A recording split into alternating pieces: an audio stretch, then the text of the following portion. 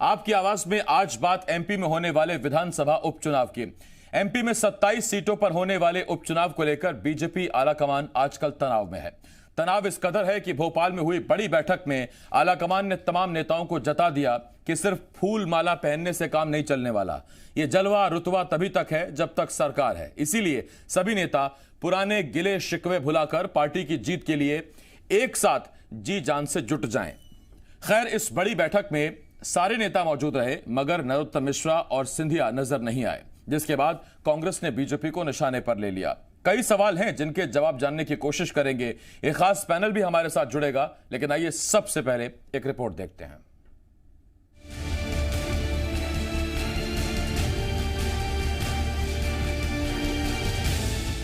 MP में होने वाले उपचुनाव से पहले बीजेपी आलाकमान तनाव में नजर आ रहा है। 27 सीटों पर होने वाली जंग की तैयारी के लिए बीजेपी दफ्तर में आज बड़ी बैठक बुलाई गई। बैठक में तमाम सांसद, विधायक और संगठन के पदाधिकारी मौजूद रहे। बताया जा रहा है बैठक में आलाकमान ने तमाम नेताओं को अब मैदान में उतर जाने की नसीहत दी। तो साथ ही बड़े नेताओं को साफ साफ कह दिया गया कि ये जलवा और रुतबा तभी तक है जब तक सरकार है, इसीलिए चुनाव में जी जान से जुट जाएं। एक तरफ जहां नेताओं कार्यकर्ताओं को पूरी ताकत लगाकर एक साथ जुटने को कहा गया, तो दूसरी तरफ राज्यसभा सांसद ज्योतिरादित्य सिंधिया और गृह मंत्री नरोत्तम मिश्रा बैठक में नहीं पहुंचे। बीजेपी जहां इस पर सफाई दे रही है, तो कांग्रेस ने इसे बीजेपी में शुरू हो चुकी अंदरूनी जंग करार दे दिया। 2 दिन से लगातार भोपाल में हो रही बैठकों में नरोत्तम मिश्रा गायब हैं। ज्योतिरादित्य सिंधिया को भी भोपाल की बैठक में शामिल नहीं किया गया। क्या भारतीय जनता पार्टी के अंदर सत्ता संघर्ष शुरू हो गया है? सभी माननीय सांसदगण, विधायकगण, मंत्रीगण की बैठक एक साथ यहाँ पर हुई है। सभी को चुनाव के दायित्व सौंपे गए हैं और जिनको जो जिम्मेदारी दी गई है वो सबको बताया गया है और सभी लोग अपने अपने विधानसभा चुनाव में जाएंगे और विजय प्राप्त करके फिर वापस लौटेंगे। कांग्रेस हो चाहे बीजेपी, उपचुनाव जीतने के लिए दोनों सियासी दल एड़ी चोटी का जोर लगा रहे हैं। दूसरी तरफ जन समर्थन जुटाने की आपाधापी में नेता कार्यकर्ता कोरोना को भूल ही गए हैं। जरा ये तस्वीरें देखिए। बैठक के बाद बीजेपी दफ्तर की तस्वीरें देखकर ऐसा लगता है कोरोना बीती बात हो गई। तो दूसरी तरफ बीजेपी की तरफ से कराई गई कलश यात्रा पर भी नजर डालिए। इंदौर में हजारों की तादाद में महिलाएं सिर पर कलश रखकर बिना मास्क और बिना सोशल डिस्टेंसिंग का पालन किए चली जा रही हैं। कोरोना काल में आई इन तस्वीरों पर भी राजनीति शुरू हो गई है। ये चुनावी रैली नहीं है, चुनावी कार्यक्रम भी नहीं है। मां नर्मदा और क्षिप्रा का आगमन सामेल विधानसभा क्षेत्र में हुआ है और इस बात का उत्साह है कि मां नर्मदा क्षिप्रा जो हमारे गांवों तक, हमारे घरों तक, हमारे खेतों तक पहुंचे। संक्रमण काल में जिस तरह से गवर्नमेंट गिराई गई, जिस तरह से गवर्नमेंट बनाई गई और जिस तरह से गवर्नमेंट चलाई जा रही है, ये सामाजिक अपराध है। आपने आज संक्रमण अपने कृत्यों से पूरे प्रदेश में फैला दिया है। आपकी जो बड़ी बड़ी रैलीज हुई उससे गांव-गांव तक संक्रमण फैला। एक प्रकार से अब लीगली हम नहीं कह सकते, बट एक प्रकार से ये भी एक मर्डर है। अब सवाल यह है कि अपने नेताओं को बीजेपी आलाकमान की फटकार के मायने क्या है? क्या कोई सर्वे या रिपोर्ट ऐसी है जिससे आलाकमान तनाव में आ गया, या फिर चुनाव में नेताओं की भागीदारी से आलाकमान खुश नहीं है? सवाल सिंधिया और नरोत्तम को लेकर भी उठ रहे हैं। तो सवाल ये भी कि चुनाव की चिंता में क्या सियासत जनता की जान जानबूझकर जोखिम में डाल रही है? इंदौर से प्रमोद शर्मा के साथ संदीप भमरकर, जी मीडिया, भोपाल। 2 खास मेहमान हमारे साथ जुड़ रहे हैं। हमने आपको एक डिटेल रिपोर्ट दिखाई, हर एंगल दिखाया आज चुनाव से जुड़ा हुआ, और 2 खास मेहमान हमारे साथ पूर्व मंत्री कांग्रेस के बृजेंद्र सिंह राठौर साहब, विधायक भी हैं। इसके साथ साथ पूर्व मंत्री उमाशंकर गुप्ता जी, बीजेपी के नेता, हमारे साथ जुड़ रहे हैं। राठौर साहब आपका भी और गुप्ता जी आपका भी बहुत बहुत स्वागत करता हूं। सबसे पहला सवाल उमाशंकर गुप्ता जी आपसे। गुप्ता जी, सबसे ज्यादा सीटें ग्वालियर चंबल में, धन्यवाद। और ग्वालियर चंबल के आपके 2 नेता आज बैठक में मौजूद ही नहीं थे। आप भी बैठक में मौजूद रहे होंगे। न सिंधिया थे न नरोत्तम मिश्रा। तो दोनों जो बड़े छत्रप हैं उनकी गैर हाजिरी में क्या कुछ तय हुआ ग्वालियर चंबल के लिए?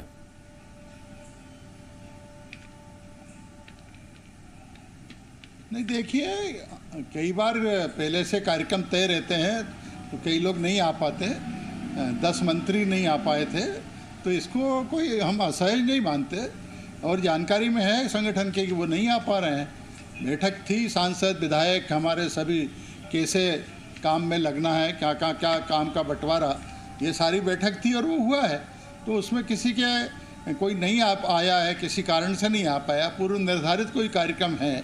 और तो इसको कोई हम एक सामान्य बात है, कोई ऐसी बात नहीं है जिसको हम कोई बड़ी गंभीरता से लें, क्योंकि ये सहज चलता है। 100% उपस्थिति तो बैठकों में साधारणता कभी होती नहीं।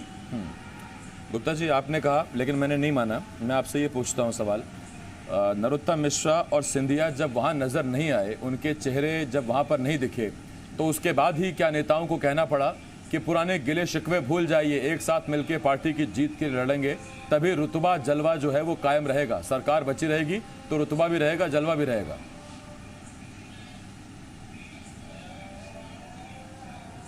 आसिफ भाई, ये आपको अटपटा लग रहा होगा, हमें नहीं लगता। ये तो हमारे चुनाव में कहते हैं, सब मिलजुल कर काम करिए, आगे चलिए, बढ़िए। तो ये शायद आपके लिए या बाकी कांग्रेस के साथियों के लिए कोई अजूबा हो सकता है, हम लोगों के लिए कोई अजूबा नहीं है। सहज ही हर चुनाव के पहले इस प्रकार की बैठक होती हैं, इस प्रकार के कार्यक्रम चलते हैं। और भारतीय जनता पार्टी की अपनी एक विशेषता है, एक छोटा चुनाव भी है तो बड़ी गंभीरता से वो पार्टी चुनाव लड़ती है और सब मिलजुल कर लड़ते हैं। हमारे यहाँ कोई नेता एक घर में बैठा रहे किसी एक छोटे चुनाव में भी, ऐसा नहीं होता। पूरी पार्टी किसी भी अभियान में, किसी भी चुनाव में पूरी ताकत के साथ लगती है, लगाया जाता है, और यही उसी क्रम में आज की बैठक भी थी। ठीक, मैं गुप्ता जी आपके पास लौट रहा हूँ, लेकिन हमारे साथ राठौर साहब भी हैं। राठौर साहब, आपके पास आ रहा हूँ और आपसे मेरा सीधा सवाल, इसमें कुछ इतना अटपटा नहीं है। गुप्ता जी कहते हैं ज्योतिरादित्य सिंधिया, नरोत्तम मिश्रा अगर एक साथ एक बैठक में नहीं पहुँच रहे हैं तो इसमें इतना कुछ बड़ी बात है नहीं। और रही बात चुनाव की, तो पूरी पार्टी एक साथ मिलकर चुनाव लड़ती है। गुप्ता जी कह रहे कोई टेंशन नहीं है। आप देखिए, गुप्ता जी स्वाभाविक रूप से, गुप्ता जी का धर्म भी यही है कि उनको यही कहना पड़ेगा कि कोई टेंशन नहीं है। गुप्ता जी यही कहेंगे तो ये तो कॉमन बात है, व्यस्तताएं होती हैं, लेकिन ये दुनिया समझ रही है, मध्य प्रदेश के लोग समझ रहे हैं। शिवराज सिंह जी मुख्यमंत्री हैं, नरोत्तम मिश्रा जी मुख्यमंत्री बनना चाहते थे, और ये बात भी तय है कि उन्होंने एड़ी चोटी की ताकत लगाई, लेकिन बेचारे धोखे की वजह से रह गए। तो मलाल तो अंदर से है और होना भी चाहिए, स्वाभाविक है, होगा। और हम लोगों को भी कष्ट है कि जो आदमी मेहनत करे उसको फल नहीं मिले। सिंधिया जी के आने से स्वाभाविक रूप से अब शिवराज सिंह जी को घबराहट हो गई है कि अगर दूसरा टाइगर हमारी ही टेरिटरी में आएगा तो जंग तो होगी, और कहीं ना कहीं जो है वो वर्चस्व की लड़ाई कायम होगी। और वो वर्चस्व की लड़ाई आज भारतीय जनता पार्टी में शुरू हो गई। राठौर साहब, मैं लौट रहा हूँ आपके पास। इधर भोपाल में बीजेपी की बैठक से नरोत्तम मिश्रा की गैर हाजिरी सियासी गलियारों में चर्चा का विषय बनी हुई है। कांग्रेस और बीजेपी के बीच वार पलटवार का दौर जारी है। इसी बीच नरोत्तम मिश्रा की तस्वीरें यूपी के ललितपुर से सामने आई हैं। जानकारी के मुताबिक नरोत्तम मिश्रा ललितपुर में उपचुनाव से संबंधित एक बैठक लेने पहुंचे थे, लेकिन यहां वो सोशल डिस्टेंसिंग की धज्जियां उड़ाते नजर आए। एक तरफ जहां नरोत्तम मिश्रा ने मास्क नहीं पहन रखा था, वहीं उनके कार्यक्रम में सैकड़ों लोगों की भीड़ जुटी। इस दौरान ना तो कोरोना गाइडलाइंस का पालन किया गया और ना ही सोशल डिस्टेंसिंग का ख्याल रखा गया। तो तस्वीरें यूपी के ललितपुर से हम आपको दिखा रहे हैं। यूपी के ललितपुर में नरोत्तम मिश्रा थे, और ललितपुर हो चाहे दतिया, कई बार ऐसी तस्वीरें सामने आई जहां नरोत्तम मिश्रा ने मास्क नहीं पहना हुआ था। और सोशल डिस्टेंसिंग कितनी रही इस कार्यक्रम में, वो भी आप देख लीजिए। ये तस्वीरें आपके सामने हैं, ये यूपी के ललितपुर की तस्वीरें हैं। उमाशंकर गुप्ता जी, मैं आपके पास आ रहा हूं। चुनाव जीतने की इतनी चिंता है क्या सर, कि ना तो कोरोना का कोई ख्याल किया जा रहा है, ना कोरोना को संजीदगी से लिया जा रहा है। आज बीजेपी ने सावेर में कलश यात्रा निकाल दी, 2000 के आसपास कांग्रेस के लिए महिलाएं आई थी वहां पर, और हमने तस्वीरों में देखा ना तो कोई सोशल डिस्टेंसिंग, ना कोई मास्क, और अब यूपी के ललितपुर की ये तस्वीरें।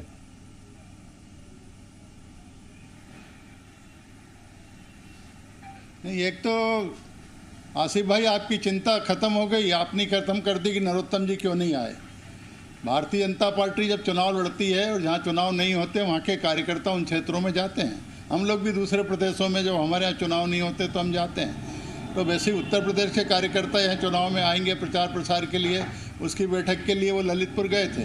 तो एक तो ये चिंता बृजेंद्र सिंह जी भी परेशान हो रहे थे नरोत्तम जी को लेकर, मैं धन्यवाद देता हूँ वो हमारी पार्टी की इतनी चिंता कर रहे हैं, अपनी पार्टी की नहीं कर रहे, अपने राष्ट्रीय अध्यक्ष तक को चुन नहीं पा रहे हैं वो, लेकिन हमारी पार्टी की बड़ी चिंता कर रहे हैं, उनका मैं हृदय से धन्यवाद करता हूँ। ज्योतिरादित्य जी भी अभी पिछले दिनों 3-3 दिन ग्वालियर में रहे हैं, उनकी चिंता कर रहे हैं, उनके लिए भी धन्यवाद देता हूँ। लेकिन हाँ, कोरोना का ध्यान रखा जाना चाहिए, आग्रह पार्टी कर रही है, लगातार कर रही है कि सोशल डिस्टेंसिंग का हमें पालन करना चाहिए। नहीं होता ये कई बार पब्लिक कार्यक्रम में ये, लेकिन होना चाहिए, मैं इससे सहमत हूँ। नहीं, गुप्ता साहब, मोहम्मद सुलेमान ने एक प्रेस कॉन्फ्रेंस की अब से कुछ दिन पहले स्वास्थ्य विभाग की तरफ से, उन्होंने कहा था कि कोरोना के हमको लगता है कि 2 बड़ी वजह हैं फैलने के। उन्होंने कहा था एक राजनीतिक आयोजन और दूसरे धार्मिक आयोजन। धार्मिक आयोजनों पर तो सरकार ने पूरी तरह से बैन लगा रखा था, लेकिन राजनीतिक आयोजन जो हैं ये इनकी वजह से अब तक कोरोना बढ़ रहा है। आज सांवेर में जो कलश यात्रा निकाली गई उसकी क्या आवश्यकता थी सर?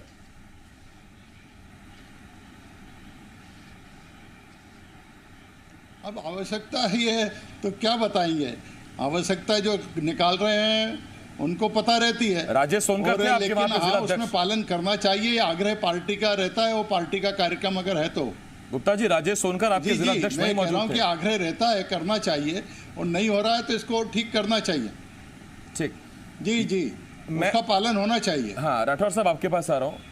कांग्रेस की तरफ से एक आरोप ये लगाया गया कि अगर एक उपचुनाव के कार्यालय का उद्घाटन होता है तो 30-32 लोगों पर FIR दर्ज हो जाती है, और बीजेपी के नेता अगर कलश यात्रा निकालते हैं तो कोई कार्रवाई नहीं। SDM से पूछा गया तो SDM का कहना था मुझे इस संबंध में कोई जानकारी नहीं। इसका मतलब साफ कि कोई अनुमति इस कार्यक्रम के लिए नहीं ली गई थी। देखिए, हमारे मित्र उमाशंकर गुप्ता जी ने खुद ही स्वीकार कर लिया कि नरोत्तम मिश्रा जी उत्तर प्रदेश में कार्यकर्ताओं को मध्य प्रदेश में लाने के लिए गए हुए हैं। इसका मतलब ये है कि मध्य प्रदेश के लोगों के ऊपर इनका भरोसा उठ गया। ये बूथ कैप्चरिंग कराना चाहते हैं, यूपी से कुछ दंड फंद कराना चाहते हैं, इसलिए उत्तर प्रदेश में जाके मीटिंग के लिए, या ये समझ लीजिए कि इनको बाहर कर दिया गया कि आपकी मध्य प्रदेश में आवश्यकता नहीं है। एक बात। दूसरी बात मैं आपसे कहना चाहता हूँ कि आज अंडे के ऊपर से इनका झगड़ा है, यूरिया की वजह से लोग परेशान हैं, बिजली के बिल 10-10 हज़ार से लेके 50-50 हज़ार तक आ रहे हैं। भ्रष्टाचार तो अब भगवान मालिक है, अब क्या हो गया इस प्रदेश का कोई सुनने वाला है नहीं।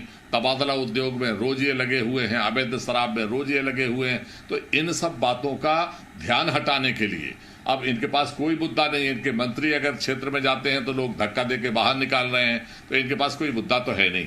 इसलिए ये धर्म की आड़ लेके और किसी तरीके से लोगों को गुमराह करना चाहते हैं। अभी हमने देखा राम रथ यात्रा निकल रही इनकी सुर्खी के अंदर, अभी सांवेर में यात्रा निकल रही है, तो मुरैना में यात्रा निकलेगी। ये क्या मजाक बना रखा है। एक तरफ मुख्यमंत्री जी उपदेश देते हैं मध्य प्रदेश के लोगों को कि आप मास्क लगा के रखिए, भीड़ मत करिए, गणेश जी के पंडाल बंद करके रखिए, मंदिर में जा नहीं सकते, अगर 13वीं है तो 50-20 लोगों से ज्यादा नहीं होंगे, शादी में 50 लोगों से ज्यादा नहीं होंगे। और आप केवल उपचुनाव की वजह से, आप अपना स्वार्थ की वजह से लोगों की जान जोखिम में डाल रहे हैं और हजारों लोगों को जो है इकट्ठा करके और बगैर मास्क लगाए खुलेआम धज्जियां उड़ा रहे हैं। और उसके बाद अगर कांग्रेस का कोई कार्यकर्ता अपनी बैठक करे तो आप मुकदमा दर्ज कर देते हैं। आप कुछ भी करो तो आपको कोई मतलब नहीं। हम आह भी करते हैं तो हो जाते हैं बदनाम, और ये कत्ल भी कर देते हैं तो चर्चा नहीं होती जनाब। आसिफ भाई, ये हाल इन लोगों ने मचा रखा है, लेकिन कोई फर्क नहीं पड़ने वाला। आप देखिएगा मध्य प्रदेश की जनता जनार्दन इस सारे तमाशे को देख रही है। जो धज्जियां जिस तरीके से ये लोग उड़ा रहे हैं इसको भी देख रही है, नाइंसाफी जो कर रहे हैं इसको भी देख रही है। जनता की बुरी तस्वीरें आई सांवेर से, उस पर तो मैं सवाल पूछूंगा जरूर राठौर साहब, लेकिन गुप्ता जी आपके पास। गुप्ता जी, बातों बातों से एक सवाल निकल आया, और सवाल ये निकल आया, एक तरफ हमें खबर मिली कि आज बैठक में तमाम नेताओं को यह कह दिया गया कि फूल माला पहनने से काम नहीं चलने वाला है, नामधारी बनने से काम नहीं चलने वाला है, आपको जमीन पर उतरना पड़ेगा। तमाम नेताओं को एक बात कह दी गई। दूसरा ये कि रुतबा जलवा तब तक है जब तक सरकार है, और तीसरा आपने खुद स्वीकार किया कि ललितपुर से यूपी के कार्यकर्ता आकर MP में प्रचार करेंगे। एक तरफ अपने नेताओं को फटकार और दूसरी तरफ यूपी के कार्यकर्ता इंपोर्ट। पार्टी टेंशन में है क्या? कुछ इनपुट, कुछ सर्वे रिपोर्ट, कुछ नेगेटिव मिल रही है क्या? नहीं आसिफ भाई, फिर मैं कह रहा हूँ, आसिफ भाई मैं फिर कह रहा हूँ, आपके लिए नया है, हमारे लिए नया नहीं है। अभी दिल्ली चुनाव में हम लोग गए थे, दिल्ली चुनाव में हम लोग गए थे, 15-15 दिन वहाँ पार्टी का कार्य, कांग्रेस नहीं है, या केवल अपनी अपनी हंडी पकाई जाती है? अरे तो गुप्ता जी, आप दिल्ली गए थे, अच्छा लगा, लेकिन उस टाइम कोरोना थोड़ी था। चुनाव को गंभीरता से लड़ती है, हमारे आसपास के कार्यकर्ता में। अरे कोरोना है तो कोरोना को बचकर ही काम करेंगे महाराज। लेकिन सवाल ये कि आदरणीय बृजेंद्र सिंह जी कह रहे थे, मैं पूछ रहा हूँ, भोपाल में देखता हूँ रोज आपके नेता दिग्विजय सिंह जी सोशल डिस्टेंसिंग की डिज्जियाँ उड़ा रहे हैं, रोज अखबारों में फोटो छपते हैं। इसके बारे में क्या कहेंगे आप? तो आप कार्रवाई भी तो कर रहे हो। ये जो कांग्रेस के भी कार्यक्रम हो रहे हैं, आप कार्रवाई करिए, नहीं लाना चाहता, आप कार्रवाई करिए अगर कोई गलत करे। आप कह रहे हो इसलिए मुझे कहना पड़ रहा है। और ये जो कार्यक्रम आसिफ भाई आप कह रहे हो रामचला का, या ये भारतीय जनता पार्टी नहीं कर रही है, ये आयोजन हो रहा है, भारतीय जनता पार्टी के कार्यकर्ता उसमें भाग लेते हैं, हम भरोसा करते हैं। आपके मुख्यमंत्री सुंदरकांड करते हैं और अब आप रामचला का विरोध कर रहे हैं। आपका दोहरा चरित्र है श्रीमान जी, और ये जनता समझ चुकी है।